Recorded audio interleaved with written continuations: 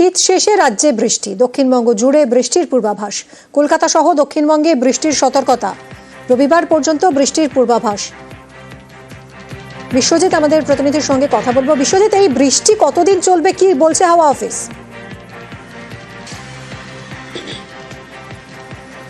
দেখো, রবিবার পর্যন্ত দক্ষিণবঙ্গ এবং উত্তরবঙ্গের প্রায় সব জেলাতেই বৃষ্টি চলবে, তবে দার্জিলিংয়ের ক্ষেত্রে একটু ভিন্ন। দার্জিলিংয়ে সোমবার পর্যন্ত এই বৃষ্টি চলবে।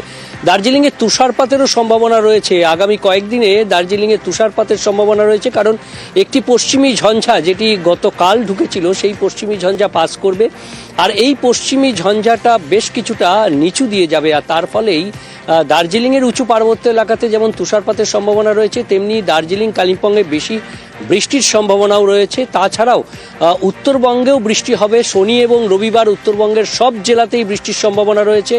আগামীকাল দার্জিলিং, জলপাইগুড়ি, কালিম্পং এবং মালদাতেও বৃষ্টির সম্ভাবনা রয়েছে।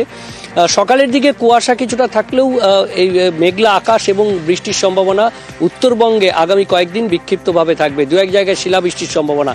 দক্ষিণবঙ্গের ক্ষেত্রেও রবিবার পর্যন্ত বৃষ্টির সম্ভাবনা থাকছে, এবং তার মধ্যে সবথেকে বেশি বৃষ্টির সম্ভাবনা থাকবে বৃহস্পতিবার এবং শনিবার।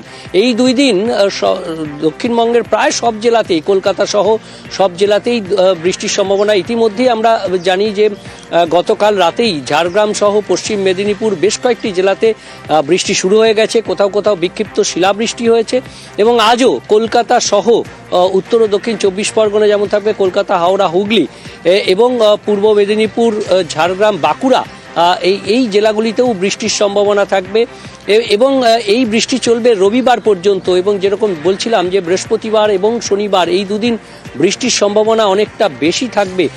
একদিকে দক্ষিণবঙ্গের ক্ষেত্রে যেটা সবথেকে বেশি, যে জলীয় বাষ্প প্রচুর ঢুকছে, বঙ্গোপসাগরে একটি বিপরীত ঘূর্ণাবর্ত বা সাইক্লোনিক সার্কুলেশন তৈরি হয়েছে, তার ফলে প্রচুর জলীয় বাষ্প দক্ষিণা বাতাসে ভর করে ঢুকছে, আর তার ফলেই কখনো আংশিক মেঘলা আকাশ, কখনো মেঘলা আকাশ এবং বৃষ্টির সম্ভাবনা। বজ্রবিদ্যুৎ সহ বৃষ্টি হবে প্রায় সর্বত্রই, এবং হালকা থেকে মাঝারি বৃষ্টির সম্ভাবনা যেমন থাকছে, তার সঙ্গে শিলাবৃষ্টিও বিক্ষিপ্তভাবে দু এক জায়গায় থাকবে। আর এই বৃষ্টি বসন্তের শুরুতে, এই বৃষ্টিতে যেমন বোরো চাষের যেমন ক্ষতি হবে, রবি চাষের ক্ষতি হবে।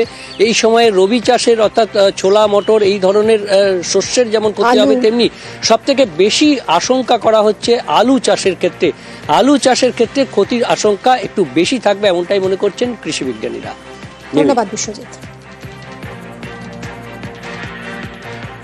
19 তারিখে দক্ষিণবঙ্গের সবকটা জেলাতেই বৃষ্টিপাত প্লাস তার সাথে থান্ডারস্টর্ম হওয়ার সম্ভাবনা আছে। বাঁকুড়া, পশ্চিম মেদিনীপুর, পূর্ব Medinipur, Howrah, Hooghly, Kolkata, north 24 Pargana, south 24 Pargana, Kolkata also. 20 তারিখে দক্ষিণবঙ্গের সবকটি জেলাতে থান্ডারস্টর্ম শাওয়ার উইথ রেন হওয়ার সম্ভাবনা রয়েছে, এবং উত্তরবঙ্গে মালদা, কালিম্পং, জলপাইগুড়ি এবং দার্জিলিং এই জেলাগুলিতে আপনার হালকা বৃষ্টিপাত বিক্ষিপ্তভাবে দু এক জায়গাতে হওয়ার সম্ভাবনা আছে।